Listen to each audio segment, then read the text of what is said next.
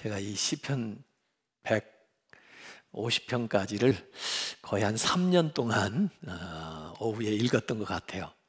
근데 사실 150편은 지난번 작년에 우리 음악회 하기 전에 제가 말씀을 전했기 때문에 오늘 149편으로 이제 시편을 다 마치게 되는 겁니다. 다음 주에는 부활절 연합예배 우리가 같이 참여를 하고, 그 다음에 이제 4월 들어서 테마가 있는 오후 예배 아주 귀한 순서들이 준비되어 있으니까 4월을 그렇게 보낼 겁니다. 그리고 4월 30일, 5월 1일, 5월 2일 그 월화수 3일 동안은 우리 교회 창립 111주년 기념 부흥회를 할 겁니다. 그래서 열심히 또 은혜 받을 준비하면서 그렇게 보냈으면 참 좋겠습니다. 그 시편을 쭉 읽으면서 또 성경을 우리가 쭉 보면서 하나님이 행하실 놀라운 일들을 예고할 때 우리에게 보여주는 사인들이 있어요. 그게 뭐냐면 새 노래로 노래해라, 새 노래를 준비해라. 왜? 하나님께서 새 역사를 이루실 거니까 새 노래할 준비해라, 이렇게 해서 그 새 노래로 표현을 해가지고 예고를 해요. 또 그런가 하면 양식을 줘요. 양식, 만나를 내리듯이 또 그 사르밧 과부 집에 양식이 계속 생겨나듯이 오병이어의 이적을 일으키시든지 이렇게 하면서 그 양식을, 생명의 양식을 주실 것을 예고하면서 그런 물질적인 그런 은혜를 주면서 우리를 준비시켜요. 그래서 예수님도 마지막 그렇게 만찬을 하시고, 그 다음에 실제로 이제 그 십자가의 성금요일에 못 박혀 돌아가시는데, 그것도 어찌 보면은 우리에게 주실 생명의 양식을 미리 예고해서 주시는 거예요. 이렇게. 그래서 새 노래, 또 양식, 그런가 하면 성경의 이 불임, 아이를 갖지 못하다가 그 불임의 그 여인에게 하나님의 방법으로 또 하나님의 역사로 아이를 놓게 되는 그런 기사들이 나와요. 그래서 아브라함도 그 이삭을 그렇게 출생시키고, 또 한나도 사무엘이 그렇게 태어나고, 또 사실 삼손도 그렇게 태어나요. 그리고 세례 요한도 그렇게 태어나고, 또 어찌 보면 예수님의 탄생도 아주 신비스럽게 이렇게 태어나는 거죠. 이것들은 앞으로 일어날 일들에 대한 예고를 하고 있는 거예요. 그래서 저는 아이를 갖지 못한 불임 부부를 보면 항상 그런 마음이 있는 거예요. 하나님이 이 가정에 특별한 은혜를 주시려나 보다. 그래서 그분들에게 제가 얘기를 하는 거예요. 당신들은 정말 하나님이 특별한 은혜를 주려고 지금까지 준비를 시킨 겁니다. 그러니 제가 위에서 기도해 드리면 틀림없이 하나님께서 이제 준비하신 것을 이 가정에 보낼 텐데 믿습니까? 제가 그렇게 물어봐요. 그러면 대체로 사람들이 믿습니다 그래요. 그럼 기도합시다 해가지고 제가 간절하게 기도를 하는데, 정말 그때마다 그 가정에 귀한 자녀들이 태어나요. 그러니까 하나님의 새 역사를 이루려고 하니까 새 사람을 이렇게 보내는 거예요. 그래서 이런 것들이 저는 새 일을 이루기 위한 하나님의 사인이라고 봅니다.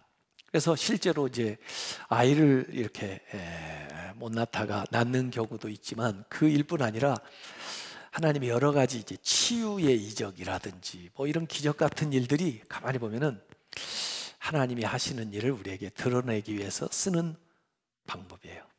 그래서 이 시편들도 전부 읽어보면 새 노래로 노래하라, 새 노래로 노래하라는데, 그것도 하나님이 하실 일들을 이 소망을 가지면서 희망의 노래를 자꾸 부르라는 거죠. 그러면은 그 믿음 그대로 그 일들이 일어나서 진짜 이전에 없었던 노래를 부르게 된다 하는 것이 이제 성경에 나와 있어요. 그래서 하나님의 하시는 일을 드러내는 것들이 거기에 나옵니다. 자, 오늘 149편에 그래서 할렐루야 새 노래로 여호와께 노래하며 성도의 모임 가운데서 찬양할지로다. 찬양을 하는데 뒤에 침상에서 혼자 찬양하는 것도 나와요. 그러지만은 성도들의 모임 가운데서 찬양하라, 여기 1절에 권면을 하고 있어요. 이 말은 어떻게 들을 수 있냐면 성도들이 들을 수 있도록 하나님을 찬양해라, 그 말이죠. 그러니까 하나님의 이름을 높이는 거, 찬양은 어찌 보면 하나님께 영광 돌리고 또 하나님을 칭찬해 드리는 건데, 하나님을 칭찬한다는데 혼자 앉아가지고 사람도 없는 데에서 하는 거 별로 효과가 없죠. 사람들 있는 데서, 듣는 사람이 있는 데서 이렇게 칭찬해 주면 좋죠. 우리가 사람을 칭찬해도 그래요. 다른 사람이 있는 데에서 그 사람을 칭찬을 해주면 그러면 더 자랑스럽겠죠. 제가 이 행복한 예배, 사부 예배를 행복한 예배로 하자고 했던 아주 기본적인 뜻은, 이 말씀을 전하는 게 꼭 목사만 말씀을 전하는 게 아니고 교인들이 실제 생활 속에서도 얼마든지 하나님이 하신 일을 증언할 수 있다는 거예요. 간증할 수 있고. 그래서 저만 하지 않고 이 오후에는 실제 삶에서 살아보니까 하나님이 이런 역사를 일으켰습니다. 저한테 이런 복을 주셨습니다. 제가 이 은혜를 받았습니다. 요걸 교인들이 와서 증언하라 이거예요. 증언. 내 증인이 되어달라고 그랬잖아요. 그러니까 여기서 교인들이 듣는 데에서 하나님이 하신 일을, 또 하나님께 받은 것을 받았다고 자기 입으로 고백을 해라 이거예요. 그러니까 오늘 정선아 집사님 잘한 거예요. 하나님 영광 받는 거예요 이게. 그래서 지난번 제가 신방 갔을 때 한번 하라고 그랬어요. 왜냐하면 서로 안 해요. 하나님이 주신 은혜 있어요 없어요? 근데 왜 안 하세요? 아니 좀 얘기 좀 하세요. 성도들의 모임 가운데 찬양하라고 그랬잖아요. 그래 하나님도 영광 받으시고 교인들이 다 은혜를 받아요. 은혜를. 그리고 본인도 그렇게 감사하고 났기 때문에 믿음의 담력이 생겨요. 이렇게. 그래서 모두 다 유익한 거예요. 그래서 제가 처음에 이걸 시작할 때 우리 교인들이 줄을 쓸 줄 알았어요. 그런데 목사님들이 그런 사람 찾느라고 애를 먹는 거예요. 그래서 제가 내가 생각이 잘못 짧았는지, 진짜 우리 교인들은 그렇게 은혜 받은 게 없나? 간증할 게 그렇게 없나? 근데 그걸 이 얘기를 자꾸 해야 돼요. 여기 성도의 모임 가운데 찬양하라 그랬잖아요. 혼자도 물론 하나님을 찬양을 해야죠. 은밀한 곳에서도. 그러나 성도들이 있는 곳에서 하나님의 이름을 높여드리면 얼마나 다른 사람들에게 은혜가 되겠어요. 나도 그런 체험이 있었는데, 나도 사실 그런 은혜가 필요한데, 하나님이 그렇게 역사하시는구나.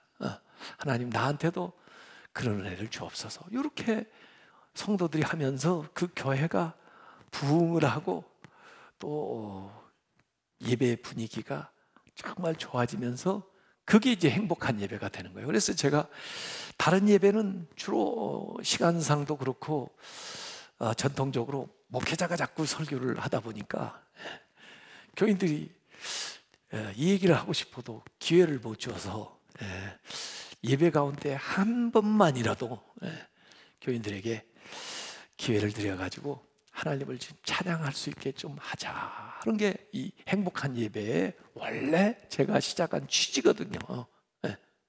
그러니까 여러분들이 자꾸 신청을 하셔서 해야 돼요.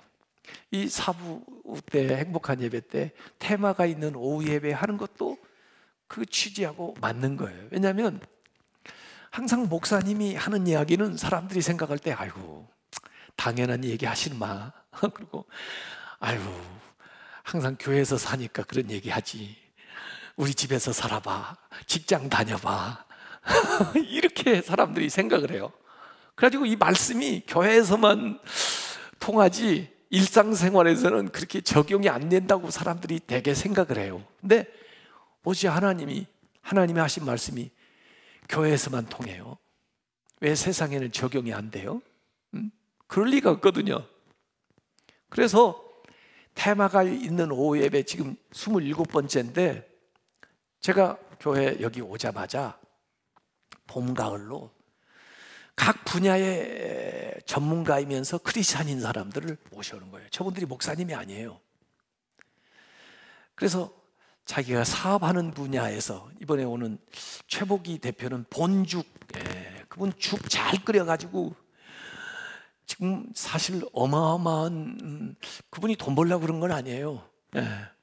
저도 그분 간증을 지난번에 LA에서 들었는데 저분 선교하려고 시작한 거예요. 그런데 하나님이 그렇게 복을 주셔가지고요 대단하게 일을 하고 있어요. 왜 저렇게 사업 못합니까 우리가? 권사님이라도 얼마든지 은혜, 아니 심지어 목사가 몇 시간 설교하는 것보다 훨씬 더 사람들에게 도전을 줄 수가 있고 하나님이 영광 받으실 수 있거든요. 그래서 그런 분들을 제가 이 사부 때 모셔다가 말씀을 듣는 거예요. 그래서 가정생활에 또 재정 관련된 것에 또 뭐 여러 가지 분야 가정 아이들 키우는데 뭐 이런데 이 도움이 되는 이야기를 해보자. 그래야 신앙의 생활화가 이루어지는 거예요. 신앙의 생활화가 이루어지지 않으면 이 말씀이 여기에 그냥 멈춰 있는 거죠. 신앙의 생활화가 이루어지려면 모든 교인들이 이 말씀대로 실제 삶의 영역에서 살아가야 되고 그렇게 주신 하나님의 위대한 일들을 성도들의 모임에 와가지고 찬양을 하고 간증을 하고 그렇게 해서 다른 신자들에게도 은혜를 끼치고 이게 이제 하고 싶은 일이에요. 그래서 오늘 여기에도 성도의 모임 가운데서 찬양할지어다 이렇게 이야기를 하고 있는 거예요. 그러면서 2절에 이스라엘은 자기를 지으신 이로 말미암아 즐거워하며 자기를 지으신 이니까 창조주죠. 창조주를 즐거워하며 하나님을 즐거워한다는 거 이거 굉장히 좋은 거예요. 우리가 자기를 낳은 부모를 기쁘게 여기고 자랑스럽게 여기고 그렇게 하면은 그 부모가 얼마나 기분이 좋겠어요. 또 자기의 삶은 얼마나 좋겠어요. 그래서 자기를 지으신 하나님을 즐거워하고 시온의 주민은 그들의 왕으로 말미암아 즐거워할지어다. 사실 선한 왕, 좋은 왕이라면 전부 그 주민들이 국민들이 왕을 칭송하고 칭찬하겠죠. 근데 이 말은 하나님이 우리의 창조주가 되고 하나님이 우리의 통치자가 되시는데 지음받은 우리가 또 그의 통치를 받고 있는 하나님의 백성이 하나님을 기뻐하고 하나님을 즐거워하자 이거예요. 그러면은 하나님도 좋아하시지만 우리가 얼마나 행복한 백성이에요. 얼마나 우리가 하나님의 자랑스러운 자녀이겠어요.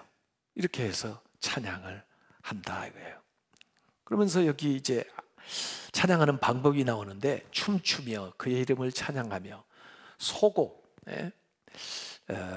타악기죠, 수금, 현악기죠로 그를 찬양할지어다. 오늘 아침에 3부 예배 때 이 현악기로 연주를 하니까 벌써 뭐예요? 그 십자가의 애절한 그 슬픈 느낌이 쫙 들어오잖아요. 그렇죠? 예, 그래서 이번에는 보니까 완전히 현악기로만 딱 연주를 하더군요. 그러니까 신금을 울려요. 예. 그래서 이 악기들도 각각 특성이 있어가지고 그걸로 이제 하나님을 찬양하라는 거예요. 그래서 수금으로도, 그 다음에 북치면서 타악기로도, 그 다음에 목소리만이 아니라 춤을 추면서 우리 샤카는 춤을 추면서 또 찬양을 하잖아요. 그래서 다양하게 자기가 할 수 있는 것으로 하나님께 찬양을 해라 하는 얘기가 나옵니다. 이 4절에는 찬양의 이유가 나옵니다. 아까 우리들만, 주민들만 하나님을 즐거워하고 기뻐하는 거 아니고 이 4절에 보니까 여호와께서는 자기의 백성을 기뻐하시며 겸손한 자를 구원으로 아름답게 하심이로다. 하나님이 해주는 게 있어요. 왜 우리가 찬양해야 되냐면 하나님이 우리를 기뻐하신대요. 우리가 하나님의 기쁨이에요. 그리고 하나님이 우리를 아름답게 해주시는데, 이 부모들도 아이들을 아름답게 해주려고 노력을 하죠. 그래서 옷도 이렇게 사다 주고, 또 예쁘게 머리도 빗어주고, 얼굴도 씻겨주고 이렇게 하는데, 하나님 우리를 아름답게 하신다는데, 뷰티풀하게. 근데 여기 한 가지 예를 드러나는데, 구원으로 아름답게 하신다. 아름답게 하니까 우리가 그냥 피상적으로 생각하기 쉬운데, 하나님이 우리를 아름답게 하시는 것은 세상 사람들이 아름답게 할 수 있는 것보다 더 근본적이고 더 위대해요. 구원. 누가 구원을 줘요? 우리한테? 어떻게 해야 우리가 구원을 받아요? 그걸 포함해서, 그러니까 모든 것들이 다 들어가죠.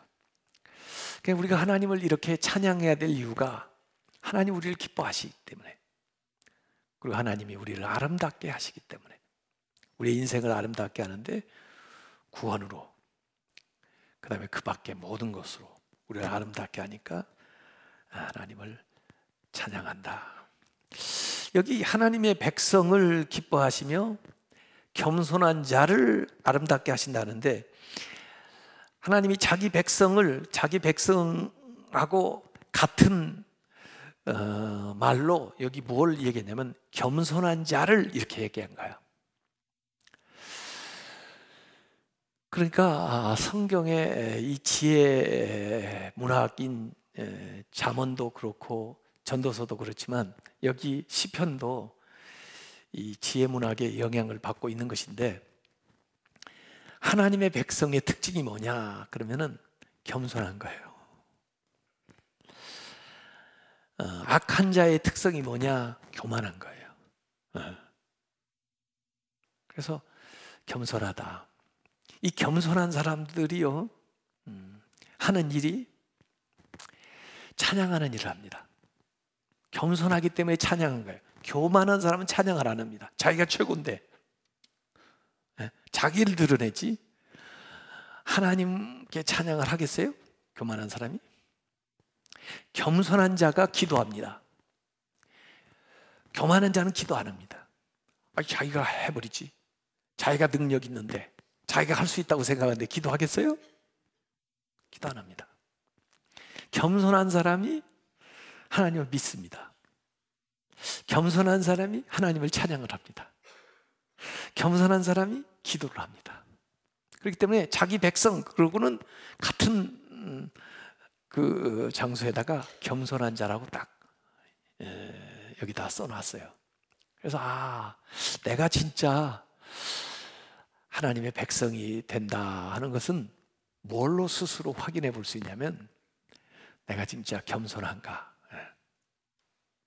이 겸손한 자를 하나님이 은혜를 베푸는 거예요. 이렇게 그리고 그 겸손한 사람들의 특징이 하나님을 믿고 또 하나님께 기도할 줄 알고 하나님께 기도할 줄 알고 이 찬양할 줄 알고 이런 사람들이 다 겸손한 사람이에요. 그래서 우리가 찬양해야 될 이유가 여호와께서는 자기 백성을 기뻐하시고 또 겸손한 자, 자기 백성을 구원으로 아름답게 하시기 때문에 찬양한다. 이렇게 해놨습니다. 자, 5절 말씀을 저는 중요하게 봤어요. 그래서 5절에서 오늘 설교 제목을 붙였는데요. 성도들은 영광 중에 즐거워하며 그들의 침상에서 기쁨으로 노래할지어다 그랬습니다. 영광 중에 즐거워하고 그 침상에서 기쁨으로 노래할지어다. 이 침상이라고 그런 것은 아까 성도들 가운데 찬양하는 것하고 조금 대조적인 거죠. 성도들은 많은 사람들 있는 공공장소라면 이 침상은 개인적인 공간이에요. 혼자 있는 곳이에요. 근데 이 침상에서 노래한다. 이걸 제가 일주일 내내 생각해 봤어요. 침상에서 노래한다는 게 뭘까? 아마 잠이 안 와서 뒤척이면서 그냥 잠이 안 온다, 잠이 안 온다 그러지만 말고 그때 찬양하라 그런 뜻일 수도 있어요. 또 사실은 아파가지고 몸이 아파서 누워있기는 누워있는데 잠은 안 오고 아파서 그 신음함이 나서 이렇게 고통 중에 있을 수도 있어요. 그때에도 기쁨으로 노래하라 그 말이에요. 또 자기 상황이 너무 어려워가지고 몸이 아프다기보다는 마음이 아파서 또 짐이 무거워서 저녁에 혼자 탁 누웠는데 너무 막막한 거예요. 어떻게 해야 되나, 뭘 해야 되나, 너무 외로운 거예요. 그때에도 기쁨으로 노래하라는 거예요. 사실 이런 경우가 바울과 실라, 빌립보에서 자기들은 귀신 들린 여자 치유를 해줬으면 칭찬을 받아야 되는데 그 선한 일을 했는데도 매를 맞고 감옥에, 저 지하 감옥에 손발이 묶여가지고 있는 거예요. 그 한밤중이죠. 몸도 물론 아프지만 참 마음은 더 아프죠. 이런 막막한 상황에서 뭘 해요? 찬양을 해요. 찬양을. 그게 침상에서 기쁨으로 노래하는 거예요. 그래서 침상이라는 것과 기쁨이라는 것은 조금 대조적인 거예요. 침상에 잠 못 이루고 혼자 있으면 우울하고 불안하고 원망스럽고 막막하고 원망하고 싶을 텐데, 응? 슬픈데 기쁨으로, 침상하고 기쁨은 대조적인 말이에요. 노래하라 그런 얘기예요. 그러니까 좋을 때는 누군들 찬양 못하겠어요? 일이 잘 될 때는, 대낮에는 한낮에는 누군들 노래 못하겠어요? 그런데 진짜 믿음 있는 사람은 이 침상에서 새 노래를 부르는 거예요. 새 노래를 부르는 것은 새로운 희망에 대한 사인이라고 그랬죠. 그래서 하나님이 하실 일들을 내다보면서 그 침상에서 노래하라. 그래서 그 말씀을 꼭 우리가 좀 기억을 했으면 좋겠어요. 침상에서 기쁨으로 노래해라. 우리가 즐거울 때 또 다른 사람들과 같이 모여서 하나님이 하신 일도 간증하면서 찬양도 해야 되지만, 어렵고 힘들어서 혼자 골방에 누워있는 처지인데 잠도 안 오는데 그때 절망하지 말고 오히려 기쁨으로 떨치고 일어나가지고 찬양을 해보란 말이에요. 그때 하나님이 들으시고 얼마나 하나님도 감동이 되겠어요. 처지에서 찬양할 형편이 아닌데. 그러니까 하나님이 감동을 해가지고 하나님이 떨리니까 지진이 일어나는 거예요.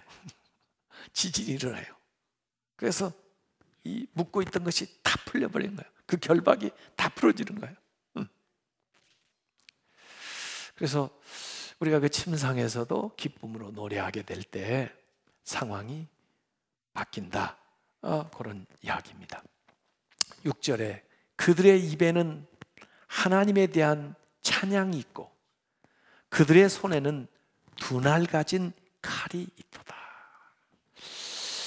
참, 이 6절부터 이제 아래 9절까지는요 보면 그 나라 간에 전쟁을 하는 것을 연상시키는 대목이에요. 그런데 그 전쟁에서 승리를 얻게 되는 건데, 그 전쟁을 수행하는데 이 찬양, 입으로는 찬양하고 손으로는 양날 가진 검을 가지고 전쟁을 수행하는 거예요. 그래서 어떤 분은 이 149편 시를 149편 시의 표제를 칼의 노래라고 붙인 분도 있어요. 칼의 노래. 그래서 나라 간의 싸움이든 어떤 문제든 그 어려움에 대해서 대적하고 나아갈 때 그냥 칼만 가지고 나가서 싸우는 게 아니라 손에는 칼을 들었다 할지라도 입으로는 찬양을 하면서 나아가는 거예요. 근데 그렇게 해가지고 대단한 승리를 얻게 됩니다. 그래서 빼앗겼던 나라를 되찾을 수도 있고 또 나라를 든든하게 지킬 수도 있고, 이렇게 해서 이 시편 119편을 시편 시작할 때 이 119편은 마지막에서 두 번째죠. 그래서 시편 2편하고 짝이 된다고 얘기하는 사람이 있어요.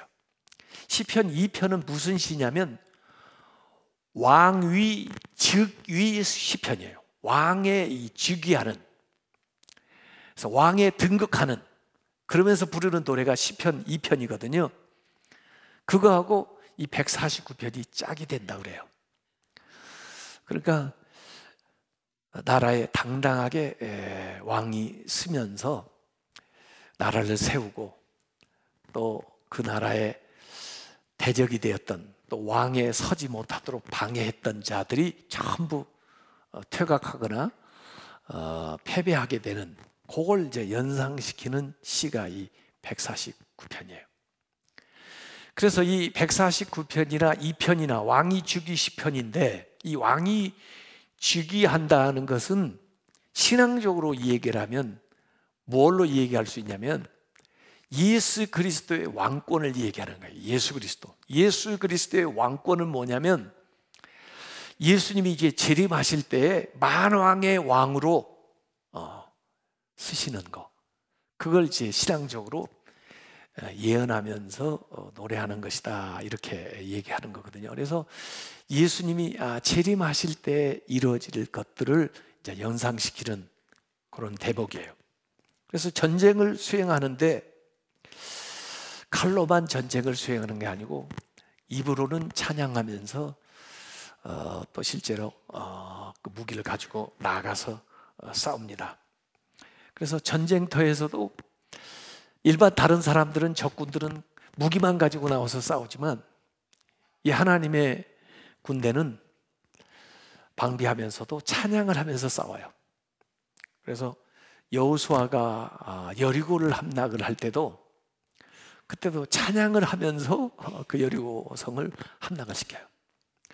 여호사밧이 모압, 암몬, 마온 그들 연합군하고 전쟁을 할 때도 이 전쟁은 여호와께 속한 것이다, 사람에게 무기에 능력에 군사에 속한 게 아니고 하나님에게 속한 것이다. 그러니 군사적인 것만 가지고 해서는 안 되잖아요. 하나님을 찬양을 하는 거예요. 그래서 찬양대를 세워가지고 역대하 20장 21절에 보면 여호와께 감사하세, 그의 인자하심이 영원하도다. 여호와께 감사하세. 그의 인자하심이 영원하도다. 이 찬양을 하면서 나아가니까 이 노래와 찬송이 시작될 때 여호와께서 복병을 두어 아마 하나님의 천사를 보냈겠죠. 유다를 치러 온 암몬 자손과 모압과 세일산 주민들을 치게 하심으로 그들이 패하였다. 그들이 자중질환이 일어나가지고 전쟁에 승리를 얻게 되는 거죠.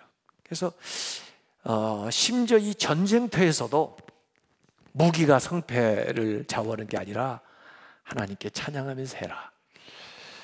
물론 그냥 찬양만 하고 무기는 가지고 가지 마라 그런 건 아니에요. 그러니까 일을 수행할 때도 마찬가지예요. 우리가 뭐 건물을 짓든지 사업을 하든지 가정을 세울 때도 일도 하면서 그냥 하나님을 찬양하면서 해라. 느헤미야가 그렇게 하잖아요. 느헤미야가 예루살렘 성벽을 재건하는데 그때 한쪽에는 이제 그 연장을 가지고 이제 하지만 또 한쪽은 무기를 가지고 그리고는 기도하면서 그 일들을 수행을 하잖아요. 그러니까 그 일들이 잘 되는 겁니다. 그래서 이렇게 전쟁뿐 아니라 뭐 공사하는 일뿐 아니라 모든 일상생활을 할 때에도 입으로는 하나님을 찬양하고 그리고 손으로는 하나님이 주신 능력껏 재능껏 일을 해라. 그런 뜻으로 볼 수가 있습니다. 이렇게 하니까 결과 7절부터 나타나는 것이 거기에 나와요. 이것으로 문 나라에 보수하며 자기 나라를 침범하거나 어렵게 하는 나라들에게 보수한다는 거죠. 민족들을 벌하며 자기들을 쳐들어왔던 나라들이 오히려 어렵게 되는 거죠. 민족이. 그들의 왕들은 그 침범을 하던 그 나라의 왕들은 사슬로 그들의 귀인은 그들의 귀족들이라든지 뭐 존귀한 자들은 철고랑으로 결박하고 기록한 판결대로 그들에게 시행할지로다 이렇게 나왔습니다. 그래서 이렇게 찬양하면서 나아가게 되면 나라들을 징별하게 되고 또 왕과 귀인들을 결박을 하고 심판을 수행하게 된다 하는 이야기예요. 그래서 승리를 거두게 된다는 말씀이 나옵니다. 그래서 9절 하반절에 이런 영광은 그의 모든 성도에게 있도다 할렐루야 그랬습니다. 이런 승리 또 이렇게 잘 되는 이런 영광은 그의 모든 백성에게 있다. 사실 이 시편에 나타난 영광들이 굉장히 많아요. 그런데 그 모든 영광이 누구에 있다고요? 예? 그의 모든 성도에게 있도다. 그러니까 할렐루야 이렇게 되는 거죠. 그래서 시편을 우리가 쭉 읽으면서 이게 다윗의 시편이다, 또 무슨 뭐 아삽의 시다, 또 이스라엘의 뭐 시다, 뭐 이런 이야기들을 많이 했는데 그 모든 영광이 그 이스라엘에게뿐 아니라 다윗에게뿐 아니라 모든 성도에게 있도다 할렐루야. 그래서 우리에게 이 말씀이 주어지는 거예요. 그래서 우리에게 다 해당되는 것이다 이렇게 얘기를 했습니다. 자, 오늘 제가 강조해서 얘기한 건 그겁니다. 하나님을 찬양해야 되는데 성도들의 모임 가운데서 찬양을 해야 된다. 그래서 하나님이 우리에게 주신 은혜와 복이 있으면 좀 다른 사람 앞에 간증을 하세요. 하나님 기뻐하신다고요. 그렇게 해서 하나님이 주신 것을 더 풍성하게 만들 필요가 있다.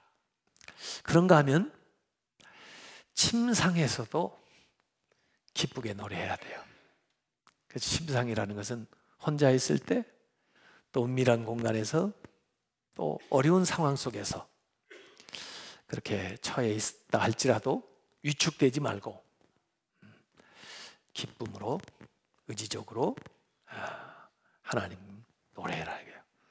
그럼 하나님께서 그 노래를 통해서 그 기도를 받으시고 그 다음에 새 역사를 이룩하셔서 정말 나라든 왕이든 뭐 존귀한 사람들이든 뭐든 하여간에 하나님께서 하나님의 역사를 이루어서 우리로 하여금 승리를 얻게 해주신다.